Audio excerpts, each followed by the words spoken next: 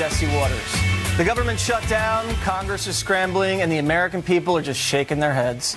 The Schumer shutdown, as I like to call it, kicked in last night. Schumer has a different name for it. Negotiating with President Trump is like negotiating with Jell-O.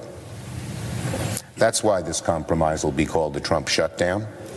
The president's behavior is inimical to compromise, which is required to getting things done in government.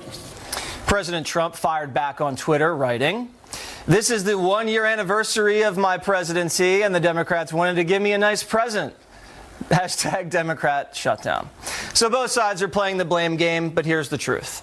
The budget needs 60 votes in the Senate to pass. That means Republicans have to rely on a few Democrats.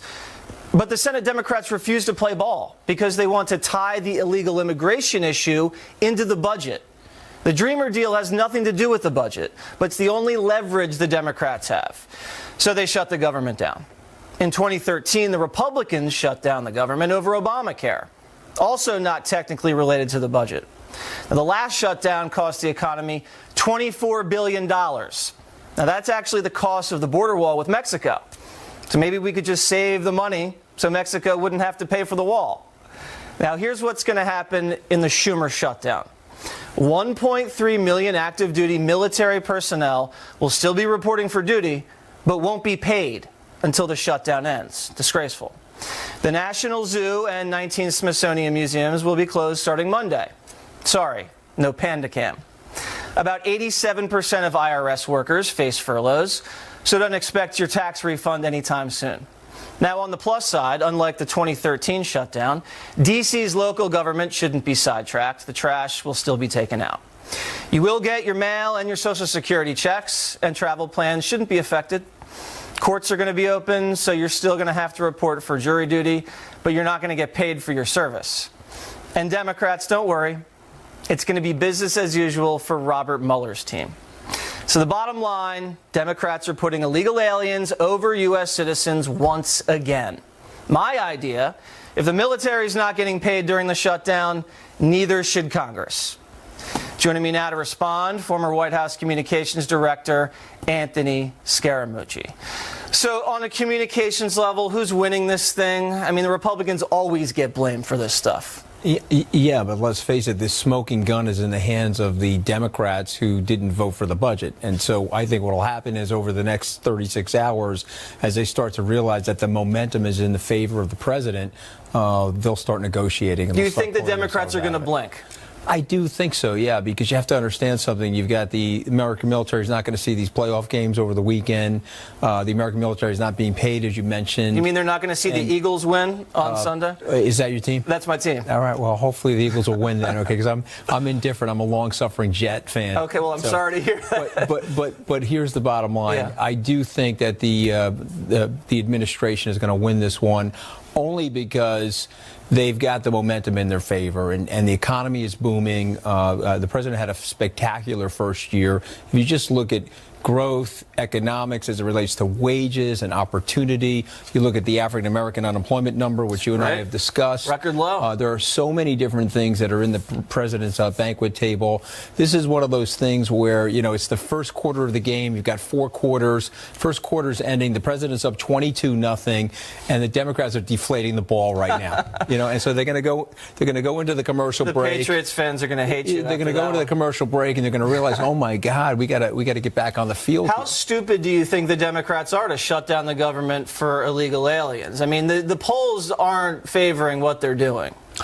Well, listen, I mean, you know, that's going to be the contrast. And I think they did a very good job today, Mulvaney and Short, describing what's going on. Are they selling it effectively? The Schumer shutdown and what's actually the truth? I thought they did that, but I also think they did something that speaks to the president's compassion, where unlike the bitterness of the Obama administration, when the shutdown happened in 2013, they clamped down on everything. It was like, we're going to show you how much government is part of your life. Yeah, they weaponized it. They weaponized it. The president basically said, we're not going to do that. We'll use resources here and there to keep certain things open. And it just speaks to the graciousness of his personality. I think President Obama put, like, ropes around the national monuments and the parks and things like that, so people couldn't even check out what they wanted. It's just interesting to see a different operating style, and so you're 1 year into this. If you look at the dashboard, Jesse, it's been a phenomenal year in so many different ways. Well, let's get to that, because you wrote an op-ed, a historically productive first year in office. You started the op-ed by talking about Trump being politically incorrect. And that's why people wanted him, because he was a politically incorrect businessman that was just going to throw out the garbage in Washington and drain the swamp. How has that helped him, and how has that hurt him? I sort of feel like it's politically accurate as opposed to incorrect, because then it seems like he's trying to be salacious. I don't see him that way. No, he just tells the truth. But he tells the truth, exactly right. He wears it on his sleeve like most Americans do. He's authentic. He tells people how he feels.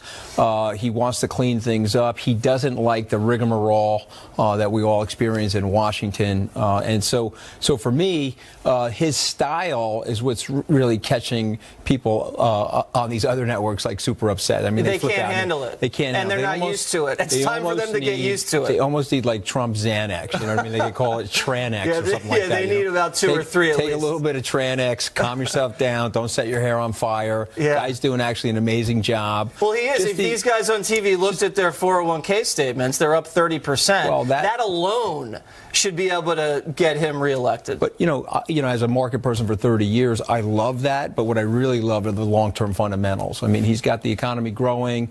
Companies like Apple, there are CEOs that don't like the president that are responding to the president's tax plan. I saw the Apple CEO, Steve Jobs. He could barely admit that the tax cut helped. Yeah, it was very hard for him. They finally got it out of him. Yeah, well, he listen, I mean, at the end of the day, you've got a great situation for America, improving economy, ISIS has been eliminated, right. Regulations are down, people feel more comfortable investing, more disposable income. I see that's the big thing that the Democrats have to be super worried about. Take home pay. In 3 or 4 months, real money is going to be in the hands of middle class and lower middle class people, and if they keep this up, they've given the president real set of election weapons to bring with him in November. So I think he wins this. We'll have to see how this thing shakes out over the next couple of days. Right. I said Jobs. I meant Tim Cook as the CEO. Yeah. Big event that happened today. I don't know if you caught it, Anthony. The Women's March. Yeah, happening all over the country here in Manhattan. Did you march with the ladies? No, I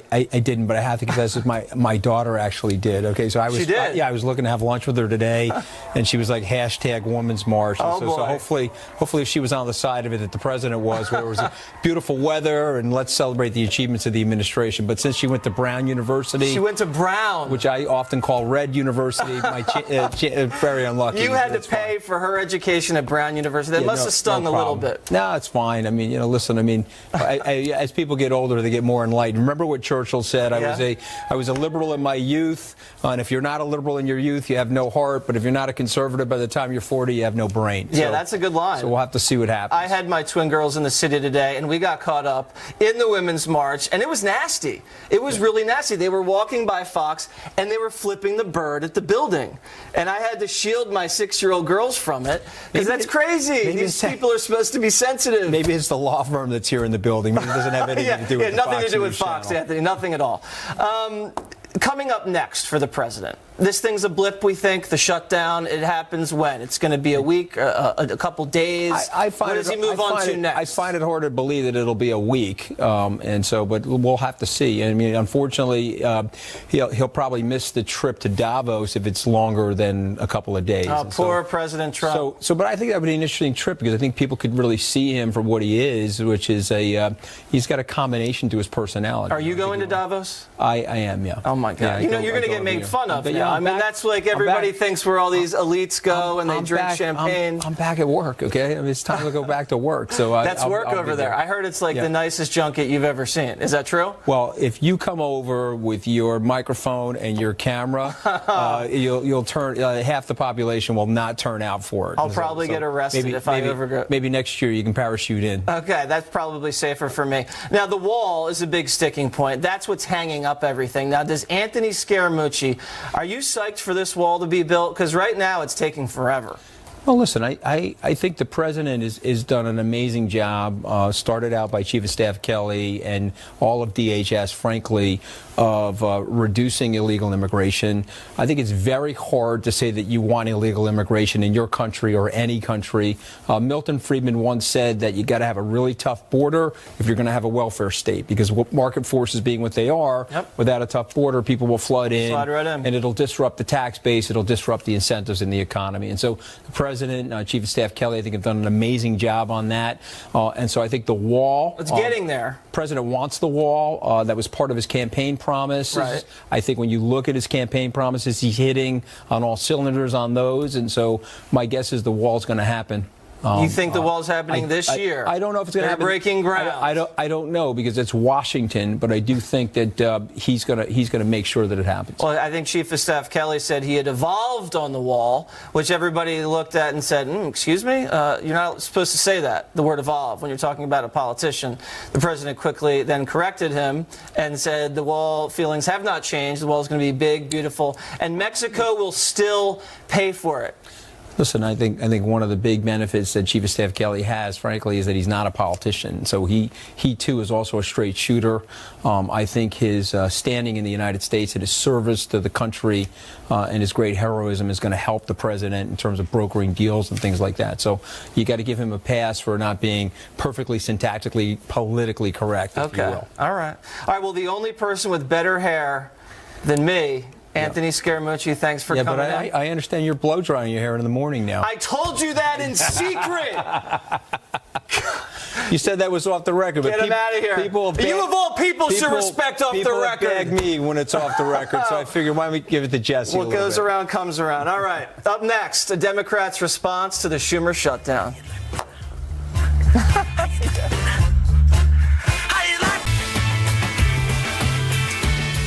Day one of the Schumer shutdown already in the books, and still Democrats are trying to pin the blame on Republicans. Apparently, Democrats have amnesia. Remember these threats from 2013? They've gone beyond just holding Congress hostage, they're holding the whole country hostage. I believe in immigration reform. What if I persuaded my caucus to say I'm going to shut the government down, I'm going to not pay our bills unless I get my way? It's a politics of idiocy, of confrontation, of paralysis. I call them legislative arsonists. They're there to burn down what we should be building up. So who's burning things down now? Joining me now, former senior advisor to Secretary of State Hillary Clinton, Philippe Rines. All right, so Philippe, you heard the sound at the top. I did. What do you have to say about that? Well, I would say first that the sound that I didn't hear was of President Trump before he was president saying that leadership starts at the top, and when there's a shutdown, the president should take the blame for it. Okay, that's fair, but what do you have to say about the sound from the Democrat side? Well, I would say this. I agree with something you said, which is that there's a difference between who's to blame and who suffers. If the power went off right now in this studio, some of your 2 million voters are going to blame me or probably Hillary Clinton, but most are going to blame you because you're the guy that's supposed to be paying the electric bills. Now, come November, is anyone going to remember that? I'm thanking you for saying that I have 2 million viewers. It's just a shy tad underneath, but that's fine. That's fine. I'll take it. I thought I would embellish up. Yeah, with the repeat, it's over 2, but go ahead. Now, come November, I don't think you're going to lose any viewers because your Democratic guest was cut off mid-sentence. But if this was a weekly occurrence and all the way between now and November, it happened all the time, I think your audience would be annoyed. Well, and my audience is never annoyed because they are very forgiving, because they know I'm a flawed individual. Would you want to test it? Of course. I always test the boundaries, but I'm not a politician. Well, then you should be in Congress right now because that's exactly what's happening. I can't afford the pay cut, Philippe. So let me ask you, though, because the Democrats were against the shutdown before they were for it. Do you think that they're going to suffer for this? Because they are putting the illegal aliens over regular American citizens. That is clear. I don't, and I'll tell you why. If you look at the 3 shutdowns, 2 under Bill Clinton, 1 under Obama, Bill Clinton did not suffer. He was reelected pretty easily the year after. Yeah, I'm not saying it's going to make you not get elected. I'm just saying, it's going to degrade your credibility, and people are going to think you're out of control. I'll tell you what the overriding problem is going to be for the Republican Party is that this is the first time that someone has controlled all 3 branches. The other problem is that this is the first time it's happened in the president's first midterm, and the third thing that I think is really problematic, which you're listing as a downside, but I think is going to be a plus side for the Democrats, is that the issues here are issues that are widely supported by Americans, including Republicans, which is children's health and protecting Well, the children children's here. health is in the House bill, so the Democrats are voting against that, But which these doesn't were make any things- sense. Let me put a poll up because I want to address something that you just said. Okay. This is a CNN poll, so I know it's definitely not fake news. Who holds responsibility for the shutdown? Democrats in Congress, 31%. I mean, they get the most share of the blame there. And I also have another poll that says, what's more important, avoiding a shutdown or continuing DACA? Avoiding a shutdown, 56%, continuing DACA, just 34%. So in terms of the issues people care about, they don't want the government shut down over DACA. Well, I would say two things. First, we've already established that my math is not great, but when Mine you add either, up, because if it was, I'd be on Wall Street. me too. But if you add the 26% that hold the president responsible, the 21% that hold the Republicans responsible, that's 47. Now, in terms of the issues, the reason I think there's a big difference here is that this is the first time that these issues, the Republicans and the president promised these two issues. All the Democrats are trying to do is hold them to that promise after repeated efforts. Well, you know what they're doing. They're using the shutdown as leverage to get a deal on DACA, but the deadline for DACA is not for a little while. So there is more time to do the deal on DACA, and there's no bill to vote on. So they're not saying, let's vote on a bill. The bill on DACA and immigration, it's not even written yet. So they're doing the shutdown on purpose to cause pain to the president, and they're inflicting pain on the military because those guys aren't getting paid. Do you think men and women protecting our country should not get paychecks? Well, they get paid later, but they're going to go, a week, maybe two, maybe three without a paycheck. They should talk to their commander-in-chief, who is the person ultimately responsible. But I'll say something that might surprise you. I actually hold congressional Republicans a little less at fault here, and I'll tell you why. The last year has shown more than anything that the president and his White House are ill-equipped to deal with Congress. They just don't have the staff for it. They have bungled it a number of times. Sometimes they treat Pelosi and Schumer better than they treat McConnell and Ryan.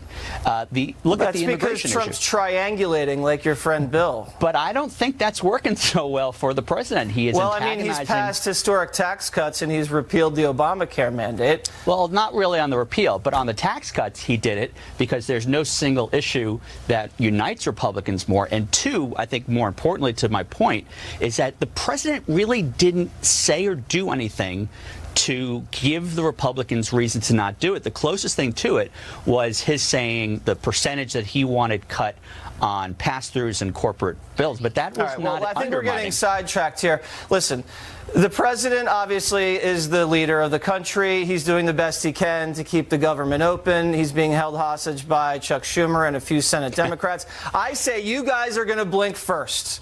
This is the most, this is, first of all, the most powerful minority in the history of democracy that they can bring everything to hold. But second, I'll tell you why I think it's going to blink. What's that? What's going to blink is that the president can't play golf until this is over. And I think that's going to be what's going to end And this apparently he can't go over to Davos and hobnob with all the elites. Well, that he's probably pretty happy about it, and the mooch can represent him there.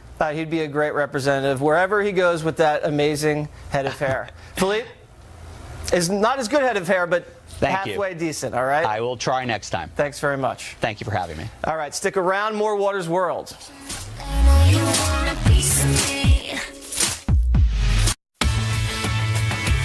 All hell's breaking loose in Washington, D.C. after a memo was shown to members of Congress. The memo reportedly details widespread abuse in our domestic surveillance programs. Sources say it involves the targeting of the Trump campaign. Here's how Congress reacted. It's troubling. It is shocking. Part of me wishes that I didn't read it because I don't want to believe that those kinds of things could be happening in this country that I call home and love so much. 4 pages. You knew as soon as you read them and you think about this: is this happening in America or is this the KGB? That's how alarming it is. I think that this will not end just with firings. I believe there are people who will go to jail. Fox News is hearing the report is so explosive it could end the Mueller investigation. Joining me now is host of Lou Dobbs Tonight on the Fox Business Network, Lou Dobbs. You've interviewed people on your show about this. They can't tell us everything that they know, but what have you ascertained that's in the memo? That it's every bit, if it's every bit as explosive as these congressmen are saying. And two of the congressmen I know very well, Mark Meadows and Jim Jordan, these are men of measured expression. They're not given to hyperbole at all. And for them to suggest that this means people are likely to go to jail. Wow. That we could see a reversal of the special counsel. This is really big stuff. I mean, this is just earth-shattering. One of the other revelations we're hearing, Jim Jordan was asked about this on Sean Hannity's show, and Sean asked him if Jim Comey knew about some of these abuses, and Jim Jordan said yes, he did. So not only would this stop the Mueller investigation, this puts Comey way out of the picture. Comey, McCabe, the number two, Andrew McCabe at the FBI, Rod Rosenstein, the list goes on and on.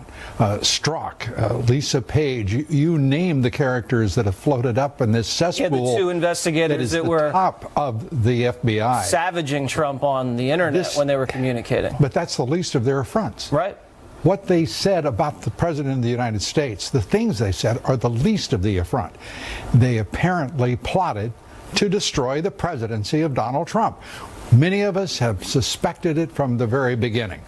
But these congressmen are talking as though this document is a roadmap to the reality of the evidence. Right, and like I said, we don't know what's in it, but the reporting suggests that the Obama administration colluded with the FBI, with the Department of Justice, and with the Hillary Clinton campaign to spy on the Trump campaign before and after the election. So I wanted to talk to you about this crazy story out in California. An illegal alien who'd been deported multiple times comes back and kills two sheriff's deputies, and this is what he said in court. Listen. I regret that. The only thing that I regret is the skill too. I wish I killed more of them. I will break up soon and I will kill more. I mean, so this guy's a despicable animal. He never should have been in the country. This is why we need the wall, Lou. You've been saying this for how many years? About 15. I didn't want to make an age joke. I was going to say forever. Well, don't make age jokes around people of my age. Come on, Jesse. We have needed a wall for a long time. We now, right now, have returned to the same levels of apprehensions by the Border Patrol as were in existence the last several years of the Obama administration. This is a very serious issue, and it's why the president wants the wall. And that's, I think, in large measure why he was elected. Why many see it as a sacred promise that he made on the campaign trail. Yeah, if he doesn't come through with the wall, I mean, he's cooked. Well, he said clearly, unequivocally, that he is going to build the wall. What it looks like, the exact features, we're going to find out. The prototypes are amazing in themselves, but we're going to see it. The question is, what will be the sequence? I think this president is setting himself up for, a lot of people are concerned that he is setting himself up with the Democratic Party to be disappointed as Ronald Reagan was. That is an agreement to fund the wall and to border and establish border security. But it never happened. In exchange for what they're going to do with the Dreamers. Now, they offered about $2 billion, the Democrats did, for the wall. It costs about 18 to 20, so there's a wide gap there. But good news, they're testing the wall prototypes, and there's a report right here. U.S. commandos are trying to climb it, drill through it, tunnel under it, and they have not been successful in busting through the wall. So that's a great piece of news right there. We don't know what the rules of engagement words were, however, for those commandos. If the commandos can't do it, the coyotes definitely can't. Well, usually I would agree with your axiom. In the case of these coyotes who have built all sorts of very elaborate, sophisticated tunnels, who have overcome a lot of defense, I'm not quite as sanguine to suggest that they can't overcome it. But with diligence and people actually patrolling the wall, it seems to me to be a rock-solid guarantee they can't cross it. All right, last minute here. I want to get your take on California now. There's going to be some raids, some illegal aliens out in California. Now, the California authorities are saying, don't cooperate with the federal government when they come and they ask you where the illegals are. And these people have businesses with some of the illegals work for their businesses.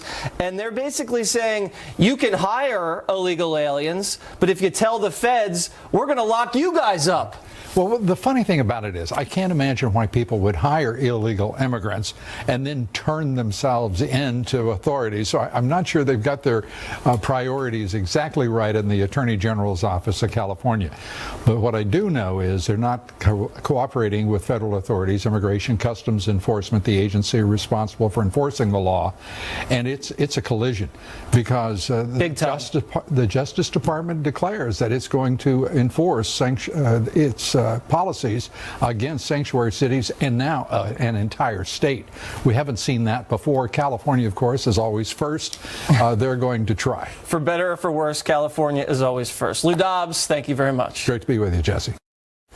Up next, my favorite ladies.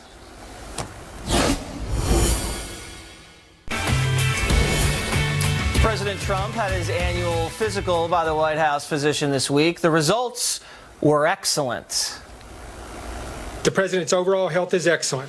His cardiac performance during his physical exam was very good. He has no past or present use of alcohol, no past or present use of tobacco. A cognitive screening exam using the Montreal Cognitive Assessment was normal with a score of 30/30. All clinical data indicates that the president is currently very healthy and that he will remain so for the duration of his presidency. Some people have, just great genes.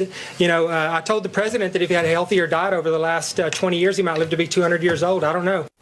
But the White House press corps had a very hard time accepting that. Can you assess the president's mental fitness for office? Are you ruling out things like early onset Alzheimer's? Are you looking at dementia-like symptoms? Did you do a Hep C test? Do you have any concerns about the president's use of Twitter? Did you address drug addiction? Is he limited to one scoop of ice cream now? It's time to run some tests on the press, because the definition of insanity is doing the same thing over and over and expecting different results. Unhappy with the healthy diagnosis, CNN needed a second opinion. He does have heart disease, is that what you said? He does not have heart disease. Here's Dr. Gupta the very next morning. The president has heart disease. Sanjay's obviously campaigning for the 2018 Fake News Media Awards, and I think he's a front runner. NBC News getting in on the action, fat-shaming the President of the United States. National security reporter Ken Delanian tweeting, seeing a lot of skepticism over the idea that Donald Trump weighs only 239 pounds. Would he step on a scale in public to prove it? So the new Trump conspiracy theory has gone from the birther movement to the girther movement. Would they ask Hillary to step on the scale? We'll get to that later. The next step was to call the White House physician a liar. I'm sure this guy is a great guy, great physician, blah, blah, blah. He shouldn't have sounded so Trumpian, first of all. And second, well, Willie, did he write it? He works in a White House where just about everybody who makes public statements lie. Hey, Joe, Dr. Jackson was the White House physician for President Obama as well. And he said Barack was in excellent health also. The cherry on top was reporters without PhDs questioning the mental health of the White House physician. Washington Post's Dana Milbank's writing, is Trump's doctor okay? Now let's put up a picture of Dana Milbank just for the audience so they can see what he looks like. There you go. Is Dana Milbank okay? That's what I want to know. Now, the president's health report perfectly exposed the fake news media who never let the facts get in the way of a good story. And here to respond, video bloggers and outspoken Trump supporters, Diamond and Silk. Ladies, What do you have to say about that? Well, you know, first of all, Gupta, whatever his name is, he ain't no more no doctor than Dr. Seuss. That's right. You know, trying to diagnose our president, you have never examined him. You didn't look at his blood work. And to make that assessment and put that out on national news, you know, they should fire Gupta for doing that. That's right. Listen, our president is in the best health ever. And let me tell you what's wrong with the left. They are just mad that they don't have the stamina and the endurance like our president. That's what's wrong with them. And if they want to diagnose somebody, how about they diagnose themselves? Because clearly we think that they may have a mental illness because they're always lying day in and day out. Something is wrong with them. Okay, now, do you guys remember Hillary Clinton when she fainted when she got into her little Scooby van and she came out later and she said everything's fine? And it was sexist and unfair to ask about Hillary's health. And Hillary's got blood clots. She had the hacking cough, the fainting, the concussion. I mean, the woman was not in perfect health, but heaven forbid you ask Hillary a question about her health, but you have President Trump, who's healthy as anybody that's ever occupied the White House, and he gets questioned like they're lying to the American people. Do you guys see a little double standard? Oh, it is a double standard. Definitely. Everybody knew that Hillary Clinton was sick. Yeah. I mean, we all saw that. That's and imagine this same doctor said that Obama had a clean bill of health.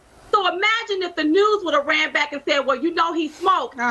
Do you think he have cancer cells? And put that out there like that. That's right. You know, I think the hypocrisy needs to stop. The left needs to stop. This president, listen, we have a healthy president. This president works sun up, sun down. Yes. He is a workaholic. Yes. He do more than the average one of us, and any one of us really he do. Yes. For him to be 71 years old. So what the media need to do is mind their own business and worry about their own health issues. That's this right. president right here is healthy as a horse. Yeah, and we found out the president only sleeps 4 to 5 hours a night, which I can't even imagine. I need at least 8.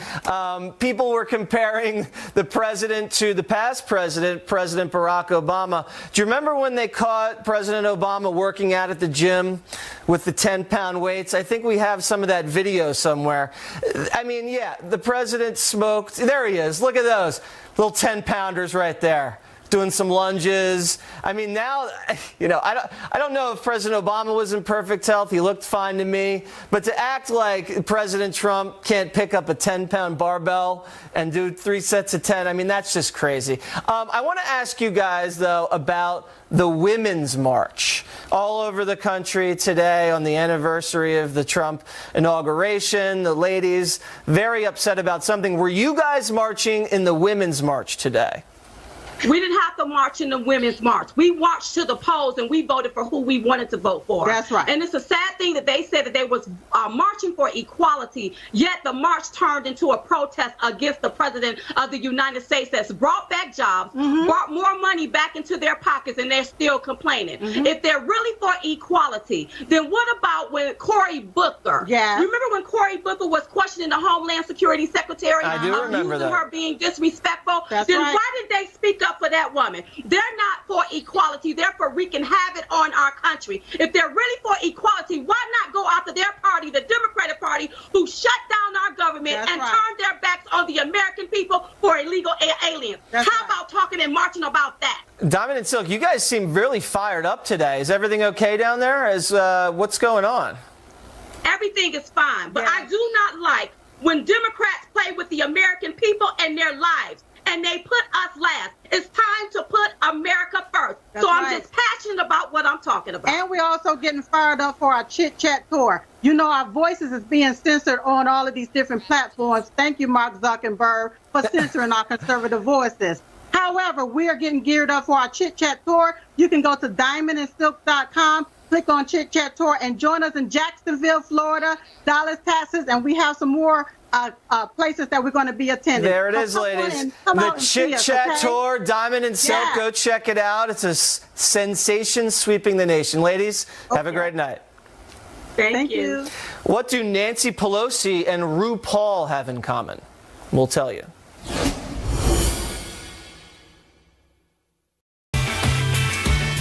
Nancy Pelosi's the gift that keeps on giving. She's like Joe Biden in a dress with the gaffes.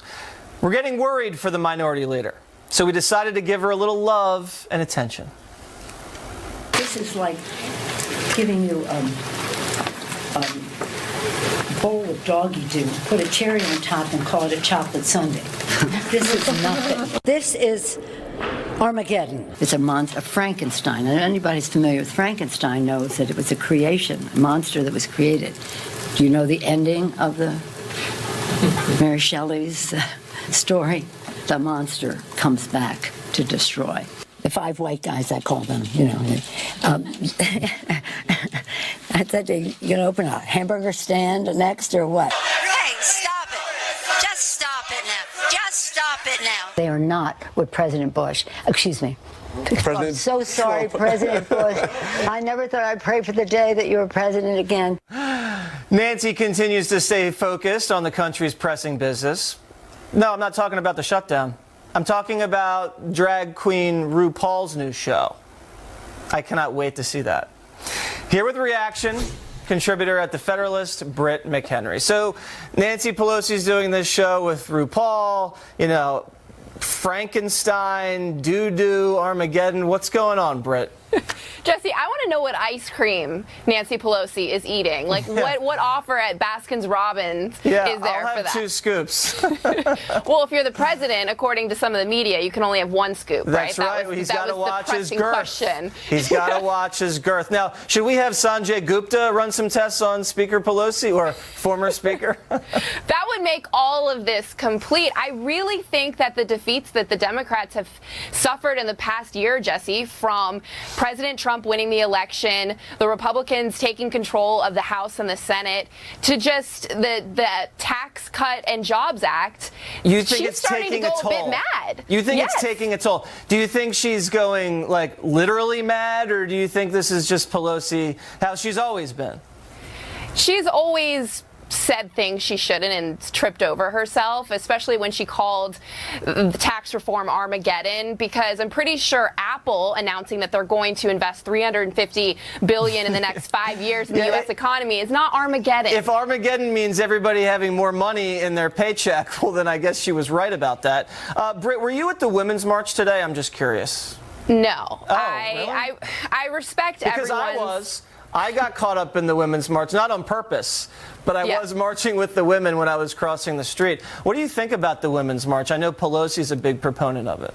Of course she is. I respect every woman's freedom of speech, right to express themselves. However, instead of wearing unicorn hats or hats of female anatomy, I choose to just admire my peers and go to work, Jesse. Imagine that.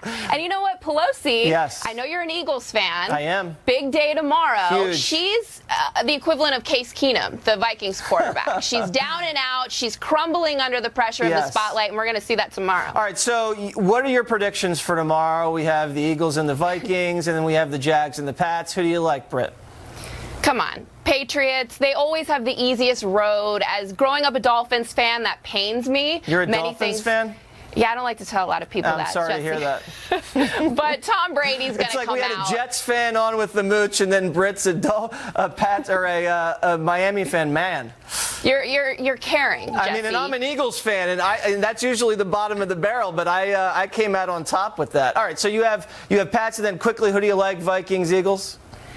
I got to go with your Eagles, Jesse. Doug Peterson wearing the visor. He's going to come up with some things. Nick Foles is shaky. Yeah, we know that. We know that. But that team really rallies together, and they're bringing, what, like 7,000 dog masks in the stands? You heard it here first. All right, Britt, thank you very much. Thank you. Up next, last call.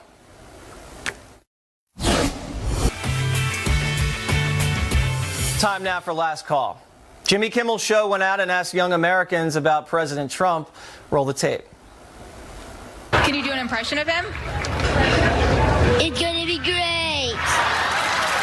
We are gonna build a wall, and it will be huge. I will build a wall, a big one. China, China, China. Here's your paper dolls. Can you do an impression of the president for us? You're fired. So cute. All right, that's all for us tonight. Be sure to follow me on Facebook, Instagram, and Twitter. Justice with Judge Janine is next. And remember, I'm Waters, and this is my world.